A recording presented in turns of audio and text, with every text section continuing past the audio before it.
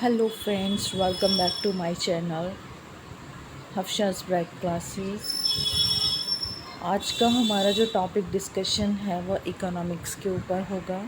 Business economics क्या होता है, इसके कॉन्सेप्ट क्या है, ठीक है, स्कोप क्या है, इम्पोर्टेंस, नेचर और अदर सब्जेक्ट से ये कैसे रिलेटेड है, इसके बारे में हम आज स्टडी करेंगे कि प्रैक्टिस क्वेश्चंस के थ्रू कि कैसे हम इसके क्वेश्चंस एग्ज़ाम्स में आते हैं कॉम्पिटिटिव लेवल के।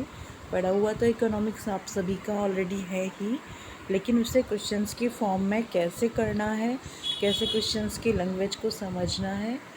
तो आगे प्रोसीड करें फ्रेंड्स। Okay, start. अर्थशास्त्री कल्याण आधारित परिभाषा के द्वारा दी गई है।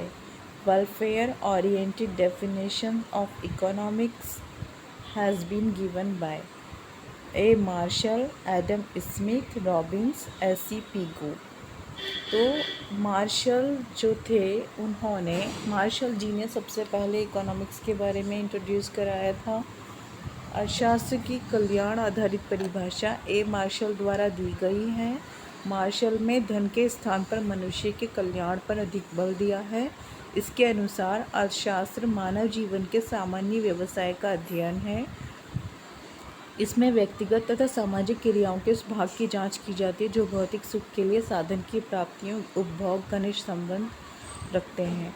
तो क्या है कि जो इकोनॉमिक्स होता है वो हमारा ऐसा सब्जेक्ट होता है जिसमें हम अपनी लाइफ के अंदर जो डिमांड्स हैं, ठीक है, कि जैसे प्रोडक्शन होता है किसी चीज़ का, उसी तरह से पब्लिक की डिमांड्स होती हैं और उसके प्राइसेस इंक्रीज़ होने के साथ साथ किसी भी प्रोडक्ट के प्राइस और डिमांड में रिवर्स रिलेशन होता है कि अगर प्राइसेस इंक्रीज़ होते हैं तो डिमांड डिक्रीज़ हो जाती है और प्राइसेस डिक्रीज़ हो जाते हैं तो डिमांड ऑटोमेटिकली डिक्रीज़ हो जाती है, क्योंकि लोग बजट में उसे ले आते हैं प्राइसेस कम होने की वजह से, फिर वो उसकी डिमांड्स को बढ़ा देते हैं और जब प्राइस बढ़ जाता है तो वो डिमांड को कम कर देते हैं। सपोज़ कि टमाटर के प्राइसेस बढ़ रहे हैं तो सब्जियों में टमाटर डालना कम कर देंगे, और अगर प्राइसेस घट रहे हैं तो टमाटर को अच्छी क्वांटिटी में डालेंगे।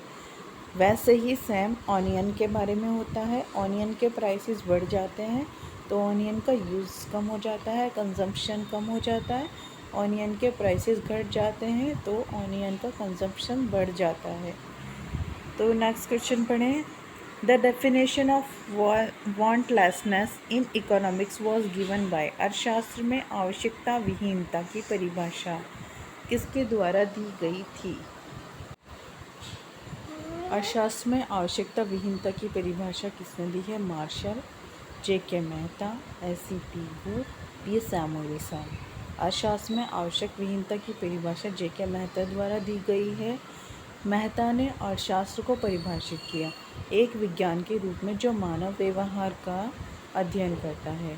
कि जो इकोनॉमिक्स होती है ना, वो ह्यूमन बिहेवियर की तरह कि डिमांड्स और सप्लाई और प्राइसेस ये किस तरीके से लोगों के बिहेवियर पर डिपेंड करते हैं। The economic environment of A business व्यवसाय के आर्थिक परिवेश में सम्मिलित है। Economic system, economic policies, economic conditions, all of the above. तो यहाँ पर सभी चीज़ें सम्मिलित होंगी।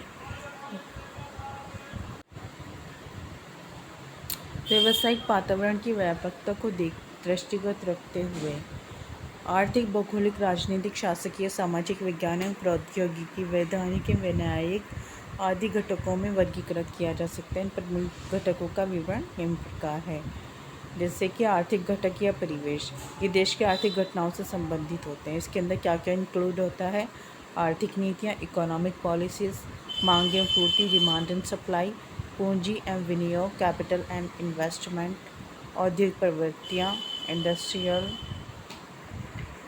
ठीक है, कंडीशंस, वित्तीय एवं आर्थिक दबाव, फाइनेंशियल एंड इकोनॉमिक प्रेशर, विनियोग एवं प्रवाह स्तर, इन्वेस्टमेंट एंड फ्लोज लेवल, ठीक है, आयात और निर्यात, इम्पोर्ट एंड एक्सपोर्ट, राजकोषीय कराधान, ठीक है, राजकोष और कराधान, टैक्सेशन, मौद्रिक नीतियाँ, monetary policies, economic conditions, economic situations, भौगोलिक एवं परिस्थितिक घटक, प्राकृतिक संसाधन, ठीक है, नेचुरल रिसोर्सेज, एनवायरनमेंट, ठीक है, जलवायु, क्लाइमेट, समुद्री और आकाशीय संरचना, ठीक है,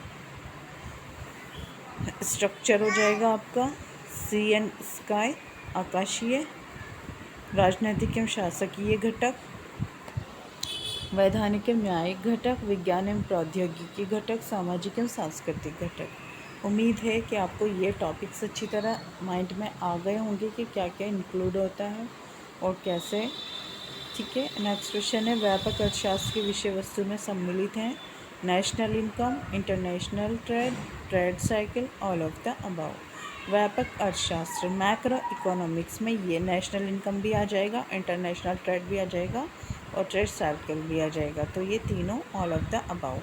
समष्टि अर्थशास्त्र, व्यापक अर्थशास्त्र मैक्रो इकोनॉमिक्स का संबंध विस्तृत आर्थिक क्रियाओं से होता है, इसलिए संपूर्ण आर्थिक व्यवस्था का सामूहिक अध्ययन ही समष्टि अर्थशास्त्र कहलाता है।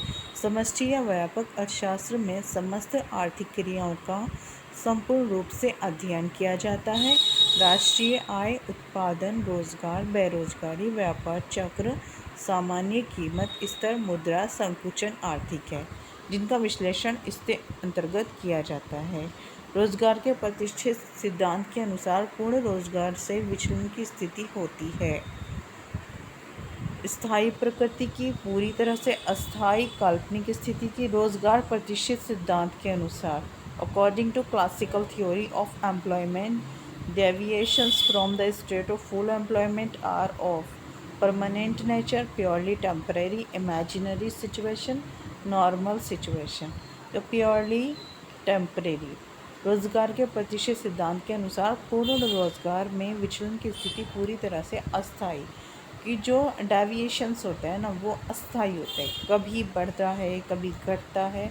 प्रतिष्ठित अर्थशास्त्री पीगू के अनुसार मजदूरी की लौटशीलता तथा मजदूरी कटौती अर्थव्यवस्था में पूर्ण रोजगार की दिशा को स्वाभाविक ढंग से बनाए रखती है। यदि अर्थव्यवस्था में किसी कारणवश बेरोजगार की स्थिति उत्पन्न हो जाती है तो फलस्वरूप मजदूरी दर में गिरावट आ जाएगी।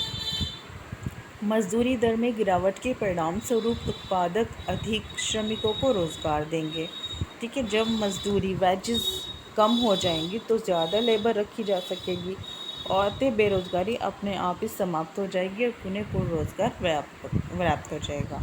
तो जो कंपटीशन है ना वो हेल्दी हो जाएगा बिजनेस में और ज़्यादा लोग को रख सकेंगे और वेजेस उनकी कम हो जाएंगी तो इसलिए लेबर बढ़ जाएगी। तो यहाँ पर प्योरली टेम्परेरी, पूरी तरह से अस्थायी। आपूर्ति अपनी मांग स्वयं बनाती है, इसलिए पूर्ण रोजगार एक प्राकृतिक स्थिति है। ये सिद्धांत किससे संबंधित है? सेज लॉ, से का नियम, Pigou's law of employment, Giffen's paradox, Keynesian theory of employment, Keynes का रोजगार सिद्धांत। तो ये से का नियम है, आपूर्ति अपनी मांग स्वयं बनाती है, इसलिए पूर्ण रोजगार एक प्राकृतिक स्थिति है। तो the theory that supply creates its own demand and therefore full employment is natural situation is concerned with says law. परंपरागत विचारधारा के अनुसार एक स्वतंत्र अर्थव्यवस्था के समग्र मांग और समग्र पूर्ति की समानता एक सामान्य संतुलन की स्थिति है जो अर्थव्यवस्था में पूर्ण रोजगार स्तर पर प्राप्त होती है। परंपरागत विचारधारा का उपर्युक्त निष्कर्ष निम्नांकित 3 तथ्यों पर आधारित है। से का बाजार नियम, मजदूरी दर की पूर्ण लौटशीलता, ब्याज दर की पूर्ण लौटशीलता। फ्रांसीसी अर्थशास्त्री जे.बी. से ने अपनी पुस्तक ट्रेफिड इकोनॉमिक पॉलिटिक में एक नियम का प्रतिपादन किया जिसे से का बाजार नियम कहा जाता है। इस नियम के अनुसार पूर्ति अपना मांग का सृजन स्वयं करती है। आप ध्यान रखिएगा ये से के नियम के अकॉर्डिंग है। पूर्ति अपना मांग का सृजन स्वयं करती है। Supply creates it's demand itself. इसलिए पूर्ण रोजगार एक प्राकृतिक स्थिति है। Therefore full employment is a natural situation. Pigou के अनुसार, पीगू क्या कहते हैं, मजदूरी की लौटशीलता अथवा मजदूरी कटौती अर्थव्यवस्था में पूर्ण रोजगार की दिशा में स्वाभाविक ढंग से बनाए रखती है। ठीक है, तो ये जो है ना, ए और बी दोनों मिलाकर सही उत्तर देने में सक्षम होंगे। ठीक है, लेकिन UPSC-SSB ने इसे कंसिडर किया है ए ऑप्शन को, तो यहाँ पर आप ए ऑप्शन लिखेंगे, जबकि बी ऑप्शन भी हो सकता है इसका आंसर। धन एक ऐसा केंद्र बिंदु है जिसके चारों तरफ आर्थिक विज्ञान घिरा होता है। यह कथन व्यक्त किया गया था। धन, money is the pivot around which the economic science clusters. This statement was stated by Adam Smith, Alfred Marshall, J.M. Keynes, Kautilya. तो यहाँ पर अल्फ्रेड मार्शल ने कहा है कि money is the pivot around which the economic science clusters. धन एक ऐसा केंद्र बिंदु है जिसके चारों तरफ आर्थिक विज्ञान घिरा होता है। यह कथन इकोनॉमिक साइंस जो है वो वेल्थ, धन के चारों तरफ घिरी रहती है। ये कथन प्रोफेसर अल्फ्रेड मार्शल द्वारा व्यक्त किया गया है। प्रोफेसर रॉबिन्स के अनुसार अर्थशास्त्र वह विज्ञान है जिसमें साध्य तथा सीमितता और उनके उपयोग वाले साधनों से संबंधित मानव व्यवहार का अध्ययन किया जाता है। Who is called the father of economics? Who is called father of economics? Max Muller, Karl Marx, Adam Smith, Samuelson। तो जो फादर ऑफ इकोनॉमिक्स कहा गया है वो एडम स्मिथ जी को कहा गया है। तो सी ऑप्शन हमारे यहाँ पर ठीक होगा। अर्थशास्त्र सामाजिक विज्ञान की एक शाखा है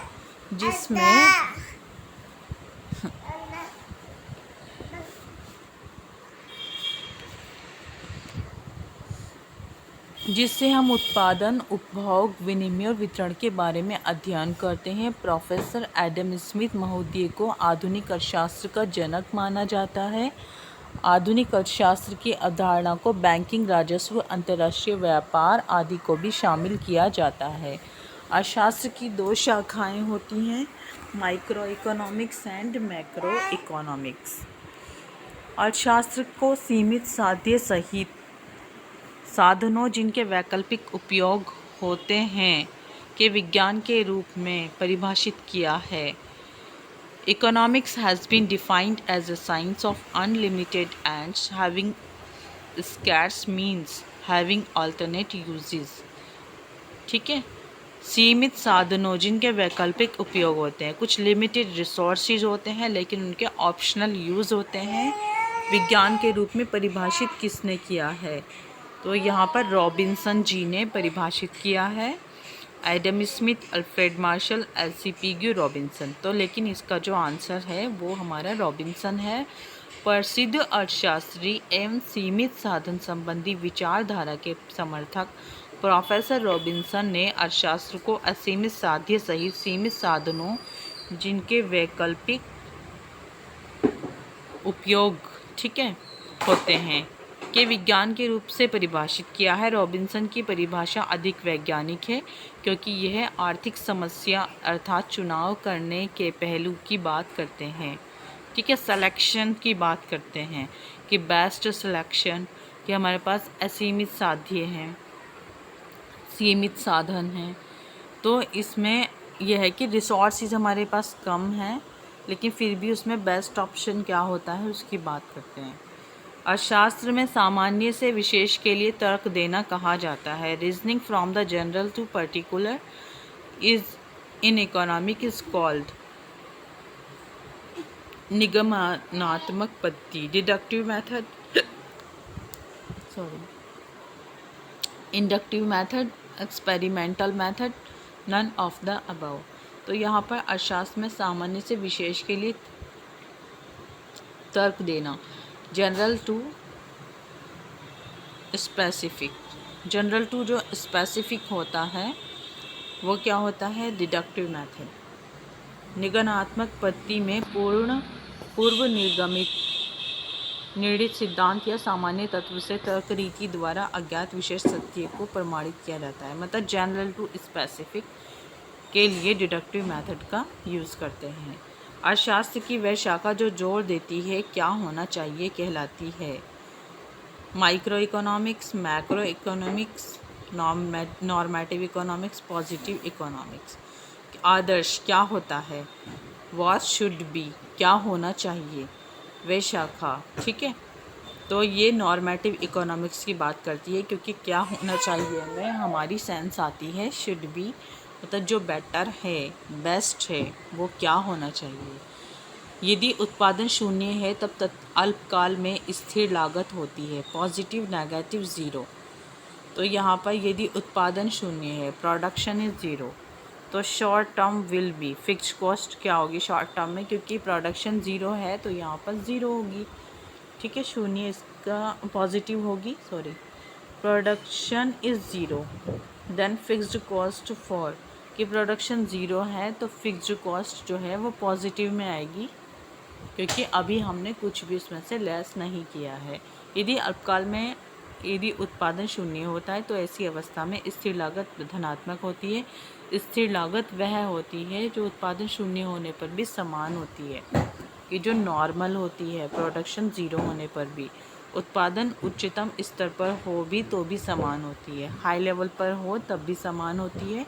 यदि उत्पादन शून्य है तो माना मशीन की लागत 10 रुपये है और उत्पादन 10 या 20 होने पर भी 10 ही रहेगा, राशि धनात्मक होगी न कि ऋणात्मक। ठीक, विच वन इज़ ऑड, कौन विषम है, तो यहाँ पर आर्थिक नीतियाँ, आर्थिक आयोजन, सामाजिक सांस्कृतिक कारक, समष्टि अर्थशास्त्र, परिदृश्य। तो यहाँ पर सामाजिक सांस्कृतिक कारक, सोशियो कल्चरल फैक्टर जो होते हैं वो यहाँ पर ऑड है। सोशियो कल्चरल फैक्टर यहाँ पर ऑड है। आर्थिक नीति, आर्थिक आयोजन तथा समष्टि अर्थशास्त्र, परिदृश्य इत्यादि अर्थशास्त्र के वृहत स्वरूप में सम्मिलित होती है, जिसे समष्टि अर्थशास्त्र कहते हैं, जबकि सामाजिक सांस्कृतिक कारक इससे भिन्न हैं। ठीक है, सोशियो कल्चरल इससे अलग है। मार्शल का उपयोगिता विश्लेषण एक न्यून तर्क संगत मान्यता पर आधारित है। उपयोगिता विश्लेषण, तो यहाँ पर cardinal measurability of the utility given marginal utility of money, diminishing marginality of the utility of the good, additivity of the utility। तो यहाँ पर बी ऑप्शन हमारा सही होगा, given marginal utility of money. Marshall का उपयोगिता विश्लेषण मुद्रा की दी गई सीमांत उपयोगिता के एक न्यून तर्क संगत मान्यता पर आधारित है।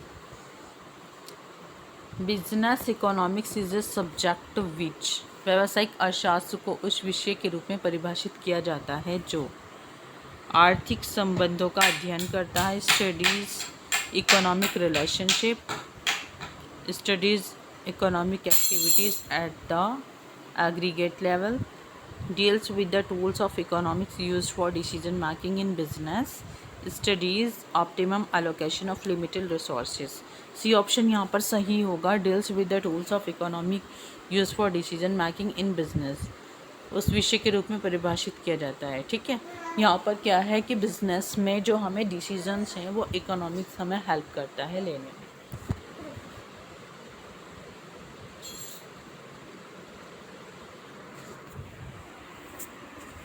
व्यावसायिक अर्थशास्त्र को उस विषय के रूप में परिभाषित किया जाता है जो व्यवसाय के निर्णयन के लिए प्रयुक्त अर्थशास्त्र उपकरणों से संबंधित होता है। कारण एवं प्रभाव के संबंध की घटना को कौन सा अर्थशास्त्र स्पष्ट करता है, normative, positive, micro, macro. Positive, कारण प्रभाव के संबंध की घटना को सकारात्मक अर्थशास्त्र स्पष्ट करता है। अर्थशास्त्री अर्थशास्त्र को एक विज्ञान के रूप में मानते हैं, किंतु सभी अर्थशास्त्री इस तर्क पर एकमत नहीं है कि अर्थशास्त्र कौन सा विज्ञान है, वास्तविक या आदर्श अथवा दोनों। प्रसिद्ध परंपरावादी अर्थशास्त्री सीनियर तथा आधुनिक अर्थशास्त्रियों जैसे फ्रीडमैन, रॉबिन्स ने इसे केवल एक वास्तविक विज्ञान माना है, जिसके अंतर्गत ये अध्ययन किया जाता है कि आर्थिक क्रियाएं क्या हैं, कैसे और क्यों है। जबकि मार्शल हार्ट्रे वुल्फ आदि ने माना कि अर्थशास्त्र एक आदर्शात्मक विज्ञान भी है जो मुख्यतः क्या होना चाहिए के संबंध रखता है। तो ये क्या है, एक पॉजिटिव साइंस है। अर्थशास्त्र धन का विज्ञान है, ये परिभाषा किसने दी? अर्थशास्त्र धन का विज्ञान है, एडम स्मिथ ने ऑब्वियसली, मार्शल रॉबिन्स किसी के द्वारा नहीं। तो यहाँ पर करेक्ट ऑप्शन जो होगा वो एडम स्मिथ होगा। अर्थशास्त्र के प्रणेता प्रोफेसर एडम स्मिथ ने अर्थशास्त्र को धन का विज्ञान कहा है। उनके अनुसार अर्थशास्त्र एक ऐसा विज्ञान है जिसमें धन से संबंधित विषय वस्तु का अध्ययन किया जाता है।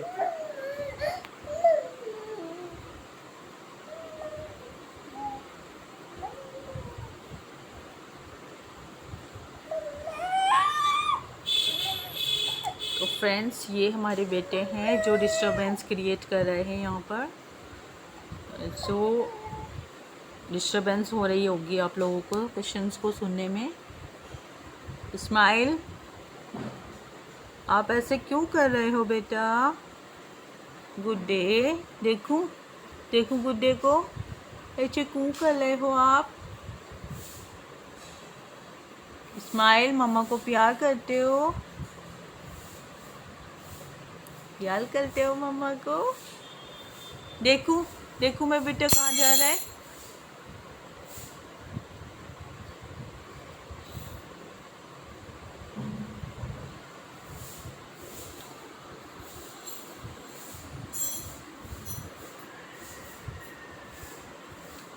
एडम स्मिथ जी ने कहा है, अर्थशास्त्र के प्रणेता प्रोफेसर एडम स्मिथ ने अर्थशास्त्र को धन का विज्ञान कहा है।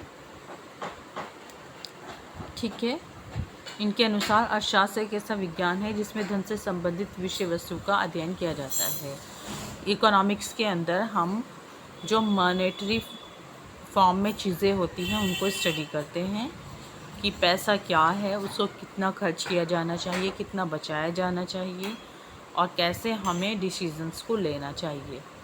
बर्गसन मापदंड संबंधित है श्रम अर्थशास्त्र से, औद्योगिक अर्थशास्त्र से, कल्याण अर्थशास्त्र से, कृषि अर्थशास्त्र से। बर्गसन और सैमुएल्सन ने उपयोगिता के क्रमवाचक विचार के आधार पर सामाजिक कल्याण फलन का मापदंड प्रस्तुत किया। सो हमारा ऑप्शन सी सही है, कल्याण अर्थशास्त्र से।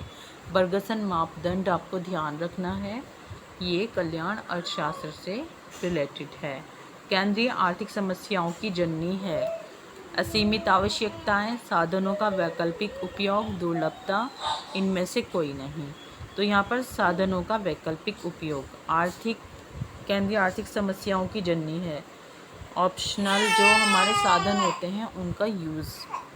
केंद्रीय आर्थिक समस्याओं की जननी है असीमित आवश्यकताएं, साधनों का वैकल्पिक उपयोग।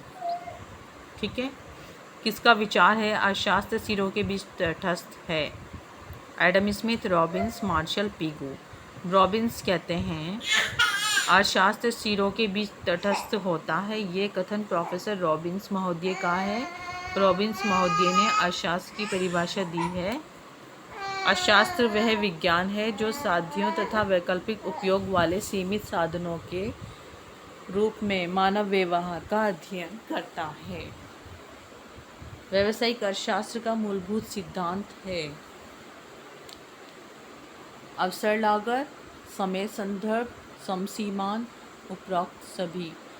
व्यावसायिक अर्थशास्त्र का मूलभूत सिद्धांत क्या होगा?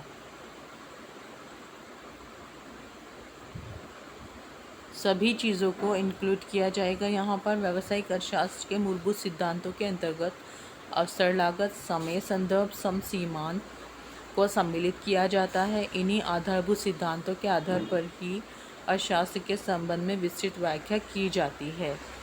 समष्टि अर्थशास्त्र माना जाता है मूल्य सिद्धांत, उत्पाद सिद्धांत, प्रक्रिया सिद्धांत, प्रकल्प सिद्धांत।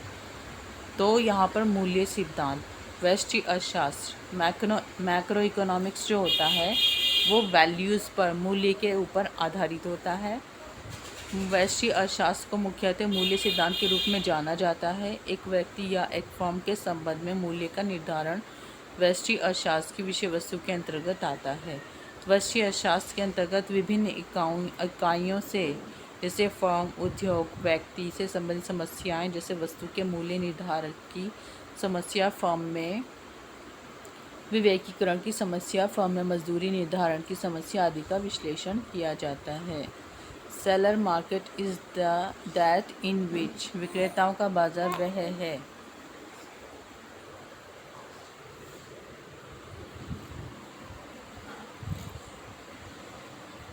seller find it difficult to sell, buyer find it easy to purchase, seller can sell what they produce, buyers dominate the market। तो यहाँ पर क्या है, seller can sell which they produce, विक्रेताओं का सेलर की बात हो रही है यहाँ पर, तो हम यहाँ पर sellers can sell with what they produce, जो उन्होंने बनाया है वो कैसे बेच सकते हैं इसके बारे में बात करते हैं सेलर। रॉबिन्स के अनुसार अर्थशास्त्र एक सामाजिक विज्ञान है, एक व्यक्तिगत विज्ञान है, या दोनों। तो रॉबिन्स के अनुसार जो अर्थशास्त्र है वो एक सामाजिक और व्यक्तिगत, पर्सनल साइंस भी है, ये पर्सन से रिलेटेड भी होता है और सोसाइटी से भी रिलेटेड होता है, तो ये सोशल साइंस भी है as well as personal science. आधुनिक अर्थशास्त्र का पिता किसे कहा जाता है? अर्थशास्त्र के पिता कहे जाते हैं, देखो अर्थशास्त्र के पिता प्रोफेसर एडम स्मिथ को क्या है, आधुनिक अर्थशास्त्र का पिता कहा जाता है। प्रसिद्ध क्लासिक अर्थशास्त्री स्मिथ ने वर्ष 1776 में अपनी पुस्तक द वेल्थ ऑफ नेशंस का प्रकाशन किया है। फादर ऑफ इकोनॉमिक्स तो मार्शल जी को कहा जाता है, और आधुनिक अर्थशास्त्र का पिता एडम स्मिथ जी को कहा जाता है।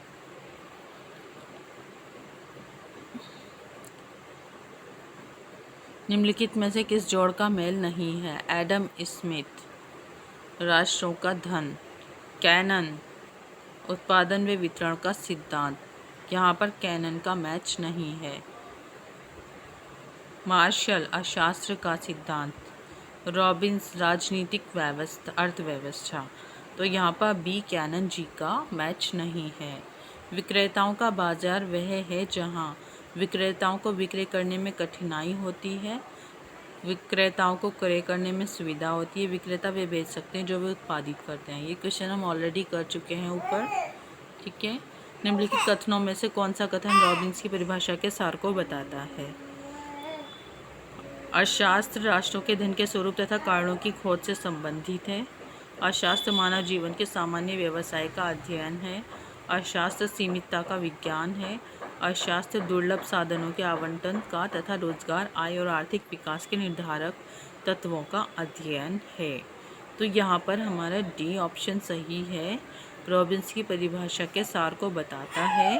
अर्थशास्त्र दुर्लभ साधनों के आवंटन का तथा नया रोजगार, आय और आर्थिक विकास के निर्धारक तत्वों का अध्ययन है। रॉबिन्स की प्रसिद्ध पुस्तक an essay on the nature and significance of economic science, जो 1932 में प्रकाशित हुई, से पहले अर्थशास्त्रियों ने अर्थशास्त्र की परिभाषा तथा विषय सामग्री के संबंध में कोई क्रमबद्ध तथा निश्चित विवेचन नहीं प्रस्तुत किया था।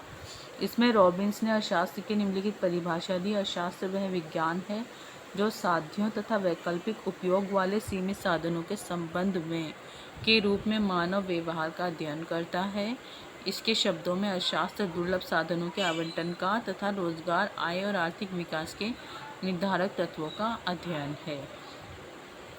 साम्य फर्म के विचार का प्रतिपादन किया है। पीगू ने, मार्शल ने, रॉबिन्स ने, जे.के. मेहता ने। साम्य फर्म के विचार का प्रतिपादन किया है पीगू जी ने, तो यहाँ पर पीगू महोदय जी ने किया है। निम्नलिखित में से कौन सा कथन गलत है? धन एक संपदा है जो इसके स्वामी को नकदी प्रदान करती है। धन एक संपदा है जिसका उपयोग वस्तुओं और सेवाओं के विनिमय में किया जाता है। संयुक्त राज्य मुद्रा पूर्ति बृहद पैमाने पर संचय योग्य या उधार मुद्रा से संगठित है। संयुक्त राज्य मुद्रा पूर्ति का पुण्य पृष्ठाधार है। दिए गए कथनों में निम्नलिखित कथन सही है। धन एक संपदा है जो एक स्वामी को नकदी प्रदान करता है। राइट। धन एक संपदा है जिसका उपयोग वस्तुओं और सेवाओं के विनिमय में किया जाता है। कि गुड्स एंड सर्विसेज के एक्सचेंज में किया जाता है धन का यूज़, राइट। संयुक्त राज्य मुद्रा पूर्ति बृहद पैमाने पर संचय योग्य का या आधार मुद्रा में संगठित है, राइट। जबकि संयुक्त राज्य मुद्रा पूर्ति का पुण्य पृष्ठाधार है। फोर्थ ऑप्शन आपका गलत है। व्यावसायिक अर्थशास्त्र के क्षेत्र में शामिल नहीं है।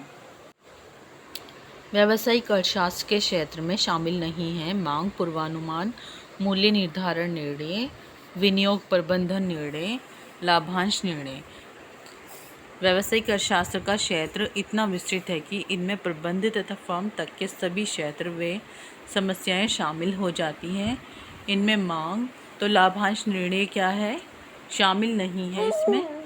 तो यहाँ पर इसमें मांग विश्लेषण और पूर्वानुमान, फलन उत्पादन फलन, ठीक है, लागत विश्लेषण, माल सूची प्रबंध, विज्ञापन, कीमत प्रणाली, संसाधन आवंटन, पूंजी बजटिंग,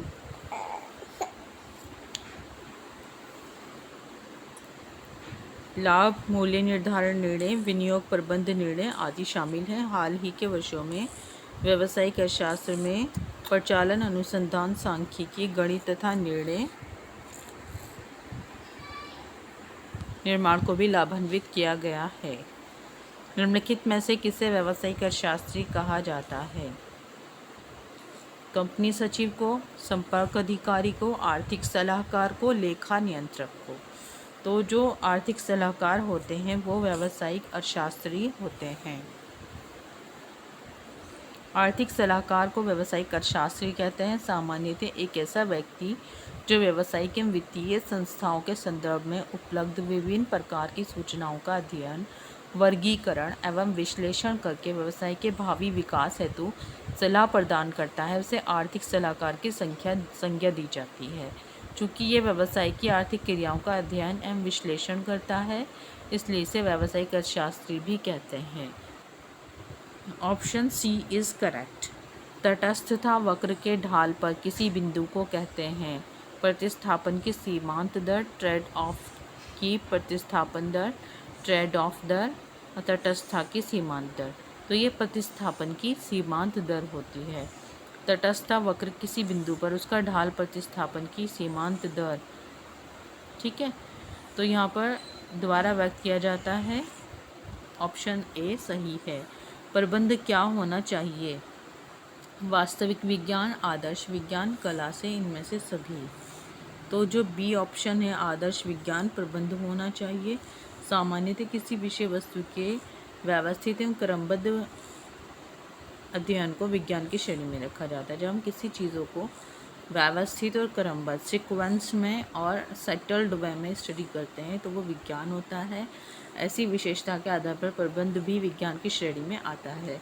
अब प्रश्न ये उठता है कि प्रबंध किस श्रेणी का विज्ञान है, वास्तविक या आदर्श? वास्तविक विज्ञान में हम केवल वस्तु स्थिति का अध्ययन करते हैं, पोजीशन होती है, ठीक है, और कोई भी थिंग्स होती हैं।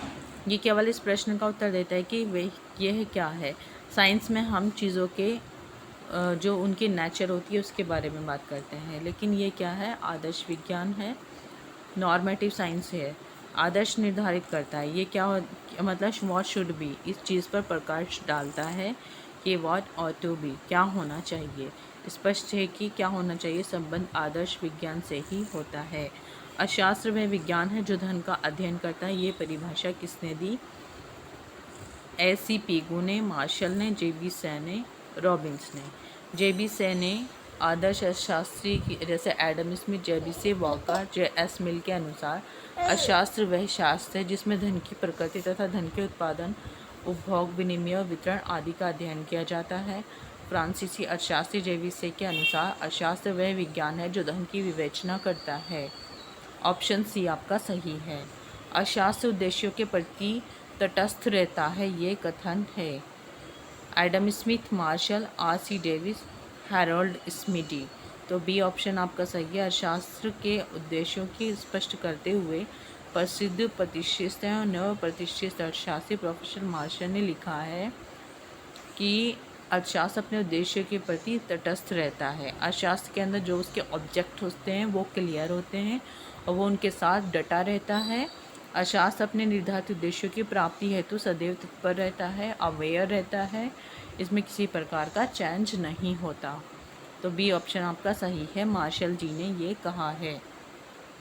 Economic theory and operations analysis के लेखक हैं Robbins, Keynes, Baumol. Baumol economic theory and operation analysis के लेखक हैं, पुस्तक के लेखक हैं। अमेरिकी अर्थशास्त्री विलियम जैक बामोल महोदय हैं। इनका प्रकाशन वर्ष 1961 में किया गया था। तो फ्रेंड्स, ये थे हमारे आज के इकोनॉमिक्स क्वेश्चंस। तो होपफुली आपको वीडियो अच्छा लगा होगा और आपने इन क्वेश्चंस को एंजॉय किया होगा अच्छे से समझ कर। और मैं उम्मीद करती हूँ कि आपको वीडियोस पसंद आ रहे हैं और आप देखिए प्लीज़ वीडियोस को और एंड तक देखना, बीच में स्किप मत करिएगा आप वीडियोस को, कि कंप्लीट क्वेश्चंस आप देखेंगे तो आपको याद रहेंगे, आपको समझ भी आ जाएंगे। जितना हम प्रैक्टिस करते हैं, प्रैक्टिस से हमारे क्वेश्चंस होते हैं। टॉपिक्स तो हम 11th 12th में, ग्रेजुएशन में, पीजी में करते ही आ रहे हैं, लेकिन मेन चीज़ जो है, जो हम क्वेश्चंस की प्रैक्टिस करते हैं तो हमारे कॉन्सेप्ट्स क्लियर होते हैं। और मुझे उम्मीद है कि आप वीडियोस को लाइक करेंगे, शेयर करेंगे एंड सब्सक्राइब करेंगे, ठीक है। और कमेंट सेक्शन में कमेंट ज़रूर करिएगा कि आपको वीडियोस कैसे लग रहे हैं। ओके फ्रेंड्स, और अगर आपकी कोई स्पेशल डिमांड है किसी टॉपिक के बारे में तो आप मुझे ज़रूर कमेंट करिए, मैं उसके ऊपर वीडियोस डालूँगी। Thank you so much for my videos.